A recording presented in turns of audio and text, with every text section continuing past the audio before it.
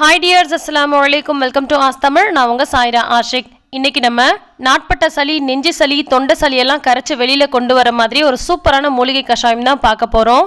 சளியினால ஏற்படக்கூடிய மூக்கடைப்பு, தொண்டை வலி, தலைபாரம், தலைவலி இதெல்லாம் கூட சரியா போகிறதுக்கு ஹெல்ப் பண்ணும். இதை தொடர்ந்து 3 நாள் குடிச்சிட்டு வந்தோம்னா நல்ல ஒரு சூப்பரான ரிசல்ட் கிடைக்கும். எப்படி செய்யறதுன்னு பார்க்கலாம் வாங்க. இது செய்யறதுக்கு ஈஸியா கிடைக்கக்கூடிய ஒரு சில மூலிகைகள் இருந்தா போதும். இதுல எது உங்ககிட்ட இருக்குதோ அது சேர்த்துக்கோங்க, இல்லாததை ஸ்கிப் பண்ணிக்கோங்க. ஃபஸ்ட்டு 2 வெத்தலை எடுத்திருக்கேன்.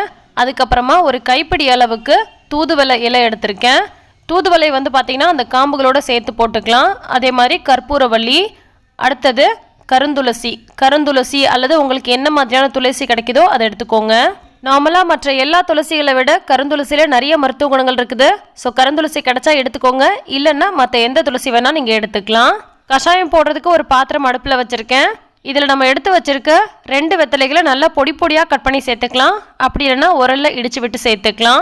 அடுத்தது நல்ல கையளவுக்கு கருந்துளசியை காம்புகளோட லைட்டாக இடித்து வச்சுருக்கேன், அதையும் இது கூட சேர்த்துக்கலாம். இப்போ நான் செய்யக்கூடிய அளவு பார்த்திங்கன்னா ஒரு 4 பேர் குடிக்கிறதுக்கு சரியாக இருக்கும். அதனால் நான் எல்லா மூலிகையுமே நல்லா ஒரு கை நிறைய எடுத்திருக்கேன். நீங்கள் ஒருத்தவங்க 2 பேருக்கு தான் போட போகிற மாதிரி இருந்தால் 2-3 இலைகள் இருந்தால் கூட போதும். அடுத்தது தூதுவளையை நல்லா காம்புகளோடு சேர்த்து போட்டு இடித்து விட்டு அதையும் சேர்த்துருக்கேன்.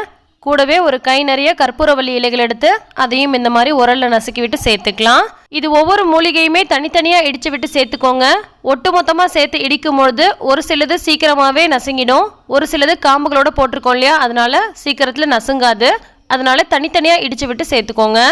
அடுத்தது ஒரு டேபிள் ஸ்பூன் அளவுக்கு துருவின இஞ்சி சேர்த்துருக்கேன். கூடவே ஒரு டீஸ்பூன் அளவுக்கு சீரகம் சேர்த்துருக்கேன். ஒரு டேபிள் ஸ்பூன் அளவுக்கு மிளகு எடுத்து அதை இந்த மாதிரி நல்லா இடித்து விட்டு ஃப்ரெஷ்ஷாக சேர்த்துக்கலாம். காரத்துக்கு இந்த மிளகு மட்டும்தான் நம்ம சேர்க்கணும், வேறு எதுவும் சேர்க்கக்கூடாது. மிளகுமே நல்லா சளி முறிக்கக்கூடியது. அதே மாதிரி இந்த கஷாயத்துக்கு நான் உப்பு எதுவுமே சேர்க்க போகிறதில்ல. உங்களுக்கு தேவைப்பட்டால் நீங்கள் கொஞ்சமாக உப்பு சேர்த்துக்கலாம், ஆனால் உப்பு சேர்க்காமல் அப்படியே செய்கிறதே நல்லது தான். இப்போ இது கூட ஒரு செம்பு அளவுக்கு நல்லா ஃபுல்லாக தண்ணி சேர்த்துக்கலாம். இது கூட கொஞ்சமாக மஞ்சள் பொடி சேர்க்கணும், ஆனால் இந்த சமயத்தில் சேர்க்காம இந்த தண்ணி நல்லா கொதி வர ஆரம்பிச்சதுக்கு அப்புறமா தான் நம்ம மஞ்சள் பொடி சேர்க்க போகிறோம். அப்போ தான் அந்த மஞ்சள் பொடியோட மருத்துவ குணம் எல்லாமே இந்த கஷாயத்தோட நல்லா கலந்து வரும். இது மிதமான தீயில 10 to 15 நிமிஷம் போல் நல்லா கொதிக்கணும். இந்த மாதிரி நல்லா கொதிக்கும் போது இந்த மூலிகையினுடைய தன்மையெல்லாம் இந்த கஷாயத்தில் நல்லா இறங்கும். கொதித்து மேலே எழும்பும் போது இலைகள்லாம் இந்த மாதிரி ஒதுங்கி வரும். இதெல்லாம் உள்ளுக்குள்ளே நல்லா தள்ளி விட்டு நல்லா கலந்து விட்டுக்கோங்க. இப்போ கொதிக்க ஆரம்பித்து ஒரு 2 நிமிஷம் போல் ஆயிடுச்சு. இந்த சமயத்தில் ஒரு 1/4 டீஸ்பூன் அளவுக்கு மட்டும் நம்ம மஞ்சள் பொடி சேர்த்துக்கலாம். அதிகமாக சேர்க்கக்கூடாது, ரொம்ப கம்மியாக ஒரு 2 சிட்டிகை அளவுக்கு சேர்த்துட்டு இதை நல்லா கலந்து விட்டுறலாம். மஞ்சள் நல்ல ஒரு சூப்பரான ஆன்டிபயோட்டிக்காக செயல்படும். நோய் தொற்று, நோய் கிருமிகள்லாம் அழிக்கக்கூடியதாக இருக்குது. அதே மாதிரி வெத்தலையும் சளியை முறிக்கிறதுக்கு ரொம்ப நல்லா ஹெல்ப் பண்ணும்.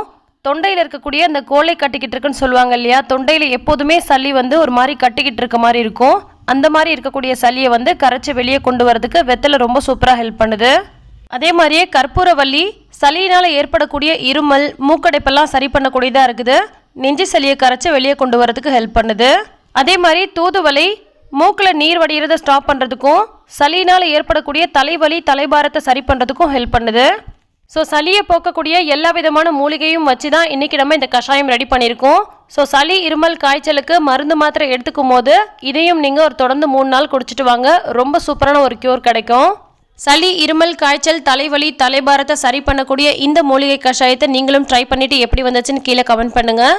இந்த ரெசிபி உங்களுக்கு பிடிச்சிருந்தா லைக் பண்ணி ஷேர் பண்ணுங்கள். நன்றி.